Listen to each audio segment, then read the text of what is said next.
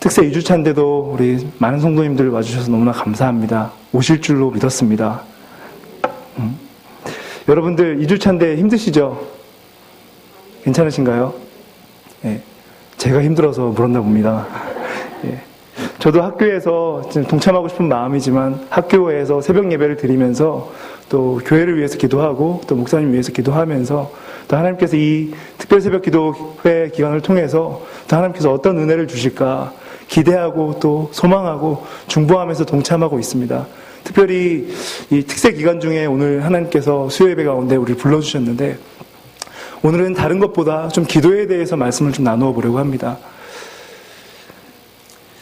여러분, 이번 특세 기간 동안에 좀 어떤 소망을 가지고 또 어떤 기대를 가지고 기도하고 계신가요? 여러분, 하루도 빠짐없이 요즘 뉴스를 보게 되면은 우리의 가슴을 아프게 하는 소식들이 있습니다. 하루도 빠짐없이 날마다 계속해서 반복되어지고 있는 사건, 사고 소식이 있는데 성폭행 사고들에 대한 소식들을 우리가 날마다 보게 됩니다. 더욱 놀라게 만드는 것은 그 성폭행이라는 엄청난 일을 저지르는 그 대상자들이 그렇게 흉악범이 아니라는 겁니다. 우리가 생각하는 것처럼 신창원, 예전에 우리가 생각했던 그런 무시무시한 흉악범들이 아니라 우리 주위에 가까운 곳에 있는 심지어 우리와 안부를 주고받는 가까운 사람들과의 관계 속에서 그런 일들이 벌어진다는 것이 우리 사실 더 안타깝게 하고 있습니다. 그들이 계속되는 뉴스 속에서 자백을 하고 이런 말을 할 때 정말 어떻게 대응을 해야 될지 모르겠습니다. 자기도 왜 그랬는지 모르겠다고 괴로워하면서 힘들어하는 모습들을 볼 때 정말 어떻게 반응하는 것이 교회로서 또 하나님의 아들, 딸로서 온전한 것인지 판단하기가 참 어렵습니다. 얼마 전에 우리를 참 놀라게 했었던 나주 성폭행 사건의 주인공 여러분 잘 아시죠? 청소년 친구들에게 말씀을 증언하면서 그 사건에 대해서 좀 자세하게 알아보게 되었는데 참 가슴 아픈 것은 우리에게 그렇게 어마어마한 고통을 주고 슬픔을 주고 헤아릴 수 없는 아픔을 주는 그 사람들 한 사람 한 사람들 또한 고통 가운데 신음하는 자들이었다라는 것을 알게 되었습니다. 여러분, 그 나주 사건의 그 범인은 일용직 노동자였다고 합니다. 그가 이미 그 사건을 저지르기 이전에 그는 일용직 하루 일을 끝내고 힘든 그 노동의 일을 끝나고 나서 집에 들어가서 범행을 저지르기 이전에도 이미 범행을 할 수 있도록 학습되어져 있었고 그 잘못된 것으로 자기 자신을 만족하고 자기 자신을 채워주는 잘못된 어떤 악한 그 사이클 가운데 붙들려 있었던 상처받은 자였다라는 것을 알게 되었습니다. 또 우리를 또 너무너무 놀래켰던 사건이 있었죠. 부자지간에 그 아빠와 딸 간에 그러한 일이 벌어졌는데 법정 공방까지 갔는데 법정 공방 가운데 심지어 그 아버지가 그 자기 딸이 자기를 유혹했다라고 자기가 면하기 위해서 모면하는 그 장면들을 보면서 정말 이 시대 가운데 다른 그 무엇보다 우리가 정말 깨어서 하나님 아버지 앞에서 우리 자신의 삶의 예배들을 돌아봐야 할 테고 우리가 우리 자신이 힘들고 깨어지는 순간순간들마다 무엇으로 자기 자신을 채우고 있고 쉼을 얻고 있고 만족해하고 있는가라는 부분을 점검해 봐야 되겠다라는 생각을 하게 되었습니다.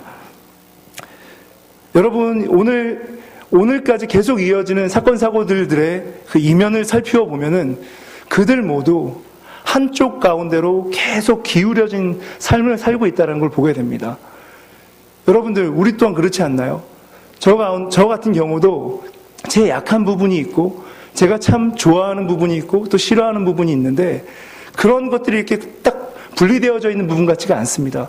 제 약한 것, 제가 좋아하는 것, 또 제가 만족을 구하고 있는 이 모든 것들이 한쪽으로 치달으면서 하나님께로 향하게 하면 참 좋겠는데 오히려 하나님께로 향하게 하는 것이 아니라 세상을 향하게 하고 제 만족을 향하게 하고 하는 것들을 보게 됩니다.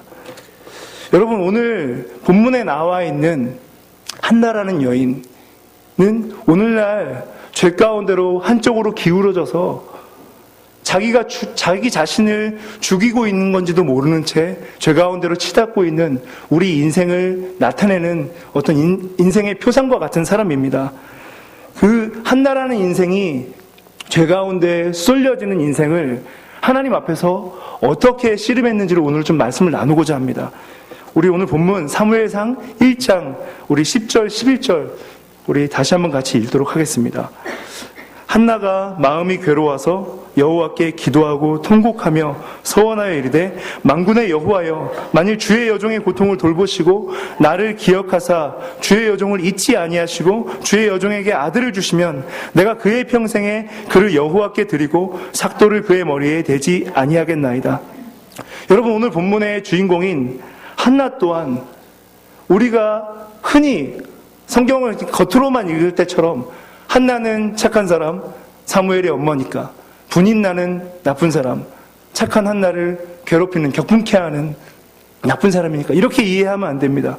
여러분, 하나님께서 이 한나라는 사람을 통해서 우리에게 말씀해 주시려고 하는 게 있는데요. 여러분, 한나라는 사람의 이름 자체가 뜻이 기울여진 자라는 뜻입니다. 한쪽으로 쏠려 있는 자라는 뜻이에요. 쏟아진 자. 여러분, 지금 우리나라도 그렇지만 이스라엘 당대는 지금 우리나라보다 더 심했죠. 여인이 자식을 낳지 못한다라는 것은 하나님께서 그 태를 닫으신 자, 하나님께 마치 저주를 받은 자와 같은 그런 취급을 당했습니다. 이런 가운데 설상가상으로 여러분 잘 아시는 것처럼 둘째 부인인 분인나가 자식이 있었습니다. 이 분인나가 자식이 있다라는 이유로 이 한나를 격분합니다. 그 격분하는 이유도 다른 생활 속에서가 아니라 예배를 갈 때마다 그렇습니다. 지금 우리가 주일날 예배를 가는 것처럼 이때 당시에 이스라엘 백성들은 하나님의 이름이 계신 곳, 법궤가 계신 곳이었던 실로라는 곳에 가서서 절기 때마다 가서 예배를 드렸는데 이 남편인 엘가나가 자식이 없었지만 한나를 사랑해서 우리 성경에는 갑절이라고 표현이 되어져 있는데요. 갑절이라고 볼 수도 있고 그 분인나에게 준 것과 같은 몫을 주었다 라고 해석을 할 수가 있습니다. 그러자 자식도 없는 부인이 자기와 동일하게 그 제사 음식을 받는다라는 이유로 분인나가 한나를 격분합니다. 그래서 이 엘가나 한나 가정 안에는 예배를 드릴 때마다 불화가 그치지 않았습니다. 첫째 아내 이 한나를 사랑하는 남편의 사랑 때문이었죠. 여러분들이 만약에 예배를 드리는 과정 가운데에서 이렇게 이해할 수 없는 고통 가운데 처한다면 여러분들 어떻게 하시겠습니까? 많은 사람들이 한나가 만난 이 지점에서 타협을 하곤 합니다. 그리스도인들 또한 크게 다른 것 같지는 않습니다. 남편 엘가나가 이런 말을 하죠. 남편 엘가나가 이야기하기를 아내 한나여 내가 10아들보다 낫지 않냐? 왜 이렇게 슬퍼하냐? 많은 사람들이 아이를 낳지 못하는 본인의 그 슬픔 혹은 누구도 헤아리지 못하는 당신의 자기의 아픔과 고통 가운데 다른 기쁨들, 다른 만족들을 통해서 위안을 찾으려고 하고 대신하려고 합니다. 그런데 여러분, 한나는 오늘 한 가지 정말 너무너무나 귀하고 잘하는 사실이 있는데요. 그렇게 하지 않았습니다. 본문 9절을 보면은 이렇게 이야기하고 있습니다. 그들이 실로에서 먹고 마신 후에 한나가 일어나니. 여러분, 한나는 오늘 자기의 이름처럼 죄 가운데로 기울여질 수밖에 없는 우리 인생이 정말 숙명처럼 안 그러려고 하고 죄짓지 않으려고 하고 하나님의 뜻 가운데 나아가려고 하는데도 불구하고 죄 가운데 쏟아지는 인생이라면 우리가 어떻게 해야 할지에 대해서 분명한 하나님의 방향을 이야기해주고 있습니다. 우리 인생이 죄 가운데로 쏠려질 수밖에 없는 인생이라면 한나는 오늘 우리에게 이렇게 이야기합니다. 기도하라고요. 자기 인생의 키를 죄 가운데로 쏟아지고 달려갈 수밖에 없는 자기 인생의 마음의 키를, 인생의 키를 하나님께로 돌리라라고 이야기하고 있습니다. 여러분, 특세 기간 가운데 하나님께서 여러분들에게 참 많은 기도로 인도해 주실 것이고 또 하나님께서 기도하는 가운데 또 응답해 주시고 또 많은 우리가 이해하지 못하는 많은 것들로 채워주시고 충만케 해주실 줄로 믿습니다. 이 모든 과정 가운데 하나님 앞에 깊이 기도하시고 아버지 하나님의 뜻을 구하는 하늘빛우리교회 모든 성도님들이 되길 축복합니다. 여러분, 청소년부에서 다른 것보다 찬양팀 아이들을 훈련을 하고 있는데 이제 한 번 시작을 했던 것 같아요. 기도 훈련을 해야 되겠다라고 하고, 요즘에 저희 청소년부 같은 경우도 기도, 하나님을 찾는 것, 내 마음을 하나님께 쏟는 것에 포커스를 두고 하고 있는데 너무너무 좋더라고요. 지난주 토요일 연습 때 찬양팀 연습을 다 마치고 나서 우리 청소년부 이교육관 불을 딱 끄고 뭐 예배 반주나 음악이나 아무것도 없이 그냥 우리 청소년부 친구들에게 우리 청소년부 예배실 앞에 강단 위에 다 무릎을 꿇혔습니다. 그리고 아이들이니까 너무 길게 하면 힘들어 할까봐 우리 20분만 하나님께 드리자 하고 아무 기도 인도도 없고 아무것도 없는 상태에서 그냥 하나님 앞에 우리 마음을 쏟아놓자라고 기도했거든요. 의외로 20분이 5분도 안 된 것처럼 훅 지나갔고 기도가 마치고 나서 아이들이 역시나 예상했던 반응이 나왔습니다. 20분 했어. 20분 기도했어. 되게 짧아. 하면서 이런 얘기들이 나와서 너무 기뻤었습니다. 특별히 오늘 이 말씀을 통해서 기도하고 있는 우리 성도님들 특세 기간 가운데 정말 하나님과 깊은 기도의 지경 가운데 깊이 사 계시고 아버지 하나님께 주시는 은혜로 만족해 되는 여러분 모두가 되시길 축복합니다. 오늘 우리가 이 한날을 통해서 나누려고 하는 말씀은 기도입니다. 여러분, 혹시 기도에 대해서 혹시 어떻게들 정의하고 계신가요? 기도에 대해서 여러분들 잘 알고 있는 이야기들이 있을 겁니다. 기도에 대해서 흔히들 뭐라고 이야기를 하죠? 기도는 그 영적 호흡이다. 그리고 기도는 영적인 하나님과의 대화이다.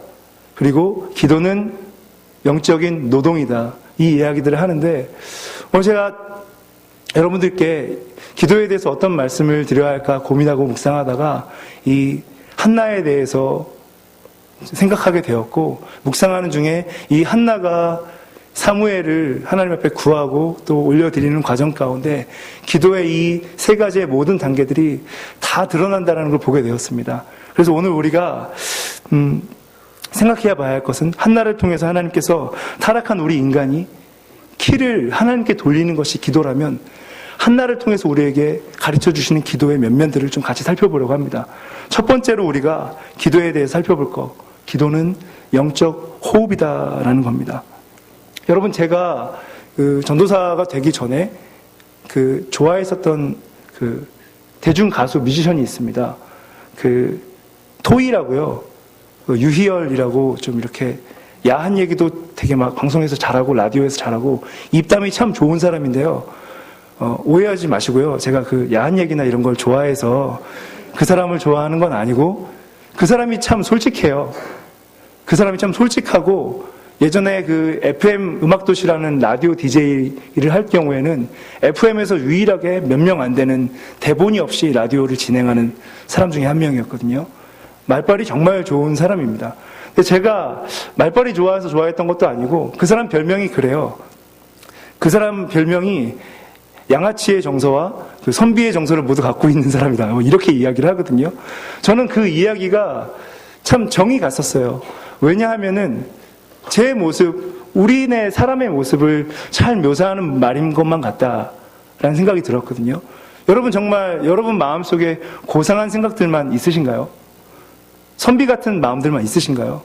그 사람은 양아치와 선비와 같은 정서가 자기 속에 있다라고 솔직하게 이야기를 하면서 어떤 날은 라디오 진행을 하면서 라디오 진행 FM DJ가 오늘은 참 기분이 꿀꿀하네요. 음악 들으시죠?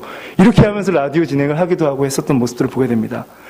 영적 호흡을 얘기하는데 웬 양아치 또 선비 이야기를 하냐면요. 여러분, 호흡에 있어서 가장 중요한 것은 여러분 들숨이라고 생각하십니까? 날숨이라고 생각하십니까? 이게 달걀이 먼저냐 닭이 먼저냐의 이야기일 수 있겠는데요. 저는 날숨이 먼저라고 생각을 합니다. 우리 속에 신진대사를 하고 있는 이 공기가 산소가 공급이 되어지고 몸에 있는 많은 그 독소나 이런 것들이 이산화탄소로 나가질 때 또 다시 그 빈자리에 산소가 들어오지 않습니까? 여러분, 오늘 본문에 나와 있는 한나는 자기 인생의 삶의 시름과 고통과 괴로움을 다른 곳으로 가지 않았고 하나님 앞에 먼저 쏟아놓는 모습들을 보게 됩니다. 여러분, 우리가 그런 말을 많이 하잖아요. 힘들고 막 너무 자기 삶의 과제나 일들이 힘들고 어려울 때 잠깐 쉴 때 무슨 이야기를 하죠? 야, 숨 좀 쉬고 살자. 야, 숨 좀 쉬자. 이런 이야기 하지 않나요? 여러분, 여러분들한테 좀 묻고 싶어요. 기도할 때 여러분들 속에 있는 여러분들이 보기 싫은, 여러분들이 말로 할 수도 없고 고백할 수도 없는 그 힘든 어떤 부분들에 대해서 여러분 하나님 앞에 쏟아놓고 하나님 앞에 정직하게 내려놓는 시간들을 가지십니까? 유희열이라는 사람이 또 이런 얘기를 했어요. 자기 자신이 세상과 유일하게 소통하는 자기의 있는 모습, 없는 모습, 죄송합니다. 양아치와 같은 자기, 또 선비와 같은 자기 속에 있는 여러 가지 것들을 있는 모습 그대로 다 쏟아놓을 수 있는 통로는 음악이다라고 이야기했는데, 여러분들한테 오늘 좀 묻고 싶습니다. 여러분들께서 정말 여러분 자신의 있는 모습 그대로, 여러분들의 쓴 부분, 마음에 들지 않는 부분, 하나님 앞에 자기 스스로가 용납하지 못하는 부분들에 대해서 여러분 무엇으로 소통하고 계십니까? 마이클 카드라는 영성 작가가 있는데요. 그분이 몇 년 전에 애가라는 책을 썼습니다. 그러면서 이 애가라는 책, 예레미야와 성경 안에 있는 슬픔의 언어, 탄식의 언어와 관련된 성경 말씀들을 묵상하고 쓰여진 책인데요. 그 저자가 이렇게 이야기를 합니다. 우리의 기도 내용 가운데 슬픔의 언어들을 길러내야 된다라고 이야기를 합니다. 슬픔의 언어들을 길러내고 찾아내어 하나님 앞에 있는 모습 그대로 고백하는 것 가운데 하나님과의 깊은 교제, 하나님과의 깊은 기도로 나아가게 된다라고 고백하거든요. 이 책은 제가 읽은 책은 아닌데요. 제가 그 C.S. 루이스를 참 좋아합니다. 그리고 그 C.S. 루이스 책을 번역한 번역 작가를 참 좋아합니다. 왜냐하면 제목을 참 잘 지으시는 것 같아요. 저는 하나님 앞에서 우리가 가지고 느끼고 있는 힘듦, 어려움, 슬픔들을 좀 헤아려 봐야 될 것 같아요. 여러분, 그 C.S. 루이스의 책 중에 헤아려 본 슬픔이라는 책이 있거든요. 여러분, 하나님 앞에서 여러분들이 지금 겪고 있는 모든 환경들과 시름들에 대해서 한번 헤아려 보십시오. 꼭 소리내어 하나님 앞에 악쓰고 쏟아내고 하는 것만이 쏟아내는 게 아니라 하나님 앞에 잠잠히 머물며 자기 속에 있는 모든 것들을 하나님 앞에 묵상하면서 그대로 하나님 앞에 고백하는 것 또한 하나님 앞에 영적인 호흡으로서 요리의 날숨이지 않겠습니까? 우리가 두 번째로 오늘 한나의 기도를 통해서, 한나의 기도의 모습을 통해서 배워야 할 것은 기도는 영적 대화이다라는 부분입니다. 여러분, 우리가 정말 기도가 되기 위해서 전제되어야 한다라는 사실이 있는 거 여러분 알고 계십니까? 이 전제가 우리 믿음에 깔리지 않는다면 우리의 기도는 중언부언하는 일이 돼버릴 것입니다. 혹은 카타르시스를 조금 느끼는 씻는 어떤 자기 만족 수준에 머물 수밖에 없을 것입니다. 여러분들의 기도를 들으시는 하나님을 어떤 분으로 알고 계십니까? 정성을 잘 드려야 되는, 정성을 중히 여기시는 분으로 알고 계십니까? 아니면 형식과 절차를 꼭 밟아가야 하는 고문관과 같은 분으로 알고 계신가요? 우리 오늘 마태복음 6장 8절을 같이 한번 읽어보기 원합니다. 마태복음 6장 8절 같이 읽겠습니다. 그러므로 저희를 본받지 말라. 구하기 전에 너희에게 있어야 할 것을 하나님 너희 아버지께서 아시느니라. 아멘. 여러분들, 우리가 마태복음 6장 이후 9절부터 예수님께서 주기도문에 대해서 말씀하시는 걸 잘 알고 있습니다. 근데 우리가 성경을 볼 때 주기도문에 너무 포커스를 맞추다 보니까 영적으로서의 대화인 기도를 하는데 우리가 기도하는 대상, 우리와 대화하시는 그분이 누구인지를 알지를 못합니다. 하나님께서 우리의 기도를 들으시는 하나님께서 어떤 분인지를 모른 채, 그분에 대해서는 그 어떤 관심도 갖지 않은 채, 내 열정, 기도는 이렇게 해야 돼, 방법적인 부분에 대해서만 온 정신이 쏠려 있고, 내 문제에만 온통 정신이 쏠려 있는 우리 자신들의 모습들을 보게 됩니다. 주기도문 강해를 하신 옥하는 목사님의 책을 보면, 옥 목사님께서 주기도문을 통해서 강조되어져야 할 부분은 또한 옥 목사님도 동일하게 말씀을 하시는 게, 기도하는 대상이 누구인지에 대한 분명한 지식과 무엇을 구할 것인가에 대해 집중해야 된다고 이야기하는데요. 오늘은 저는 첫 번째, 우리가 기도하는 대상이 누구인지에 대해서 우리가 명확히 알아야 한다고 믿습니다. 여러분, 기도할 때 하나님을 어떻게 알고 기도하십니까?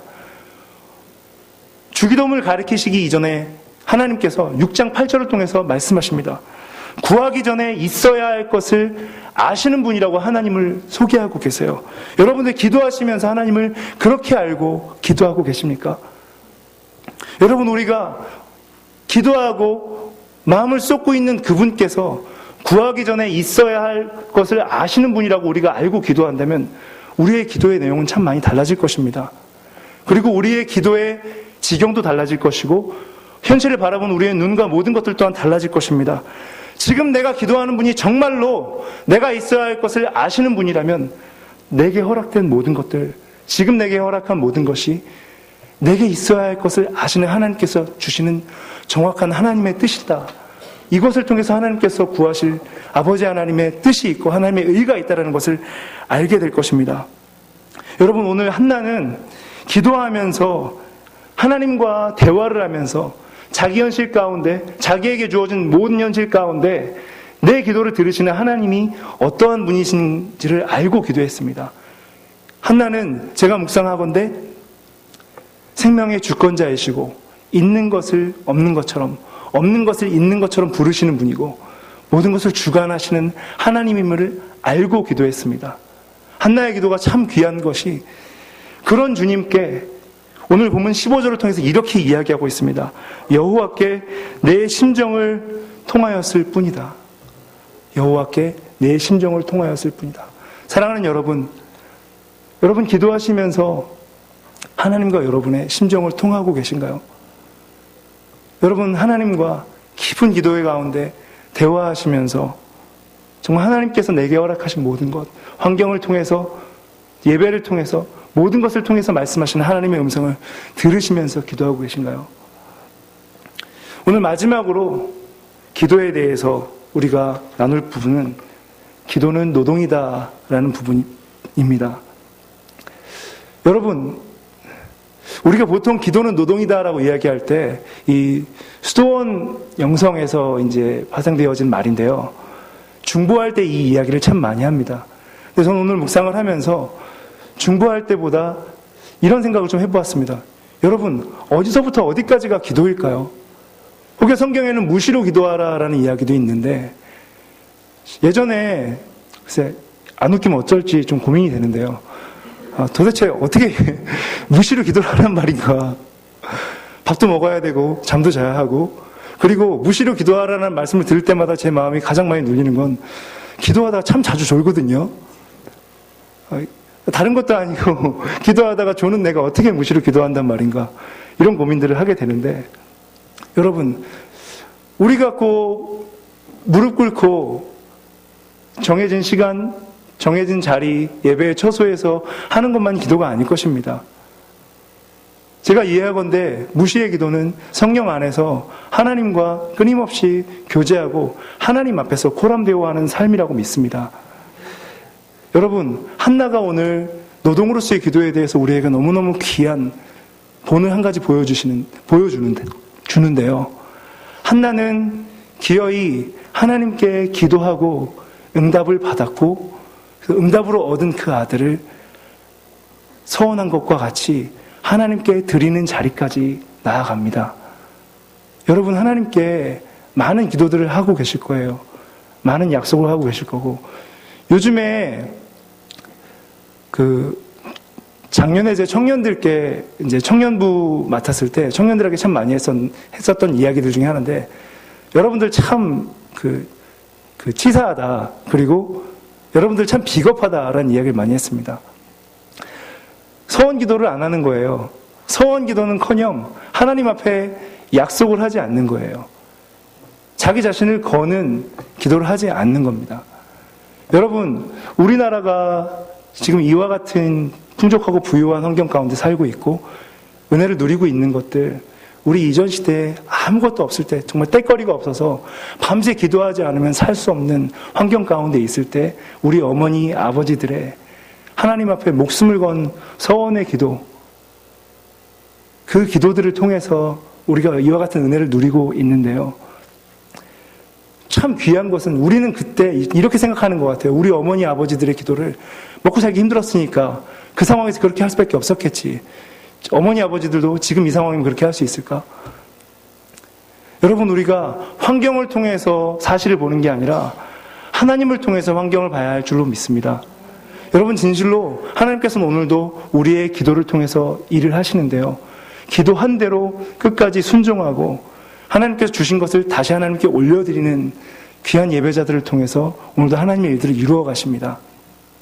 한나는 더 놀라운 사실이 하나님과 심정을 통하는 과정 가운데 하나님의 마음을 알게 되었습니다. 여러분, 사무엘서 1장, 2장, 3장을 잘 읽어보시면 이 배경이 되는 때가 사사기 이후 때입니다.